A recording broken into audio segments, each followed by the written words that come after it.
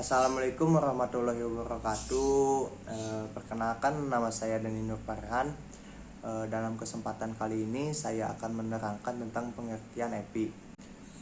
Di era komputerisasi ini banyak sekali kendaraan roda 2 maupun roda 4 yang sudah menggunakan sistem EPI sebagai pengganti karburator.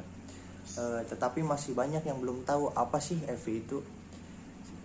Jadi EV itu ialah electronic fuel injection, atau dalam bahasa Indonesianya bahan bakar yang diinjeksikan secara elektronik. Dalam sistem EPI tersebut ada 3 komponen utama, yaitu ada sensor, ada ECU atau electronic control unit, dan ada aktuator. Yang pertama, sensor berfungsi untuk mendeteksi aqua mesin pada saat itu. Yang kedua, ECU, yaitu untuk mengolah data yang dikirimkan dari sensor. Dan yang ketiga, aktuator, yaitu berfungsi untuk menjalankan dan menerima perintah kerja dari ECU. Dalam sistem EPI banyak sekali sensor-sensor. Ada PIM atau pressure intake manifold, berfungsi untuk mendeteksi tekanan udara pada intake manifold. Ada MAF atau mass air flow, berfungsi untuk mendeteksi volume aliran udara pada intake manifold. Terus ada TPS, throttle position sensor, berfungsi untuk mendeteksi pembukaan sudut pedal gas atau pembukaan sudut throttle valve. Yang keempat ada speed sensor, untuk mendeteksi kecepatan kendaraan. Yang kelima ada THA atau termo air, berfungsi untuk mendeteksi temperatur udara yang ada pada intake manifold, yang ada pada saluran intake manifold, terus ada THW, thermowater, berfungsi untuk mendeteksi temperatur air pendingin. Terus ada crankshaft sensor, berfungsi untuk mendeteksi sudut crankshaft. Ada camshaft sensor, berfungsi untuk mendeteksi sudut camshaft. Ada oksigen sensor, berfungsi untuk mendeteksi konsentrasi oksigen pada gas buang atau pada ruang exhaust manifold. Terus ada ISC, berfungsi untuk menentukan putaran intake. Dan ada IGF, berfungsi untuk menginformasikan tentang pengapian. Sistem kerja EV dengan sistem kerja manusia itu hampir sama. Kalau di manusia ada mata, ada hidung, ada lidah, ada telinga, dan ada kulit sebagai panca indera.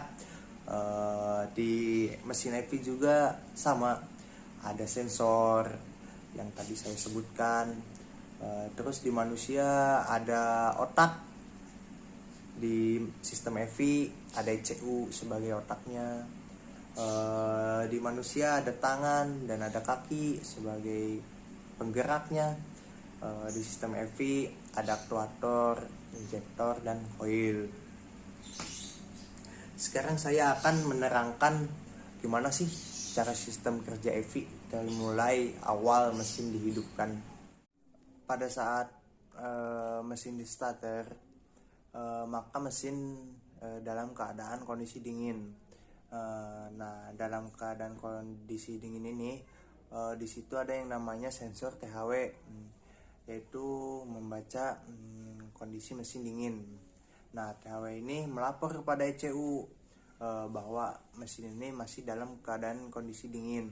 Maka ECU diolah datanya untuk menambah bahan bakar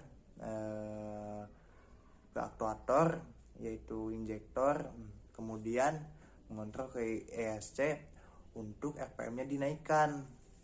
Nah, pas suhu mesin udah panas, sudah terasa panas, atau kerja mesin udah normal, maka RPM diturunkan, atau bahan bakar dikurangi, karena THW menginformasikan kepada ECU bahwa kondisi mesin udah panas, kerja mesin udah normal. Terus pada saat mobil akan jalan, terus gas diinjak.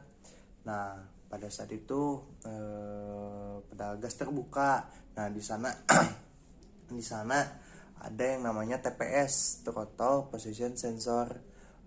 Jadi TPS ini membaca seberapa besar pembukaan pedal gas atau throttle valve.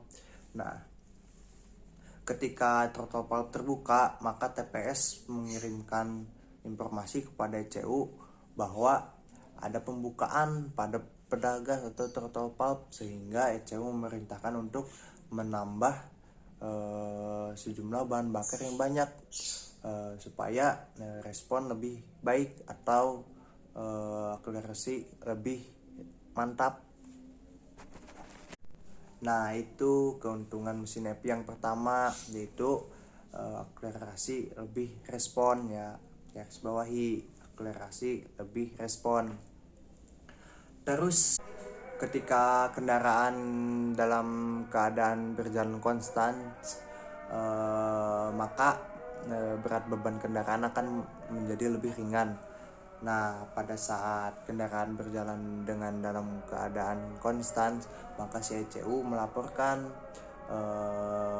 ke injektor untuk mengurangi konsumsi bahan bakar, sehingga bahan bakar akan menjadi lebih irit serta gas buang lebih bersih. Terus kenapa sih pada saat mobil dalam keadaan konstan kok ECU bisa tahu? Karena di situ ada yang namanya speed sensor. Speed sensor itu untuk mendeteksi kecepatan kendaraan. Nah, speed sensor ini mengirim data ke ECU bahwa mobil ini sedang dalam keadaan berjalan konstan.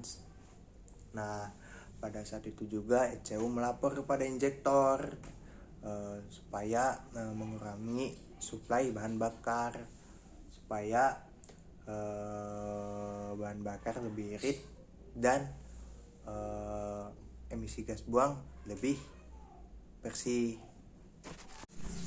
Nah, jadi itu keuntungan yang kedua dan ketiga tadi, bahan bakar lebih irit dan emisi gas buang lebih bersih. Nah, itu. Terus ketika sedang asik-asiknya berjalan konstan, tiba-tiba kendaraan melewati tanjakan.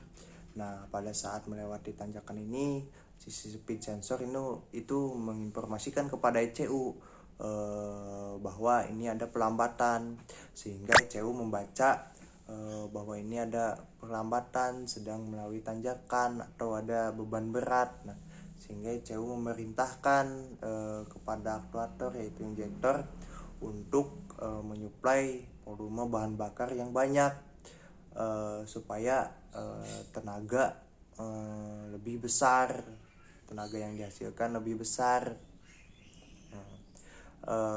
Jadi itu keuntungan yang keempat dalam sistem mesin EPI, itu tenaga lebih besar.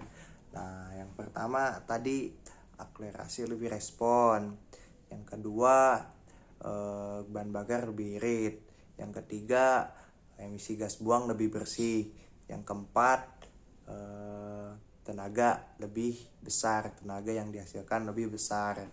Nah, pada zaman dulu irit borosnya bahan bakar itu tergantung cc mesinnya. Kalau zaman sekarang irit borosnya bahan bakar kendaraan itu tergantung teknologinya, teknologi yang dipunyai dalam mesin kendaraan tersebut. Mungkin itu saja yang dapat saya sampaikan, yang dapat saya terangkan.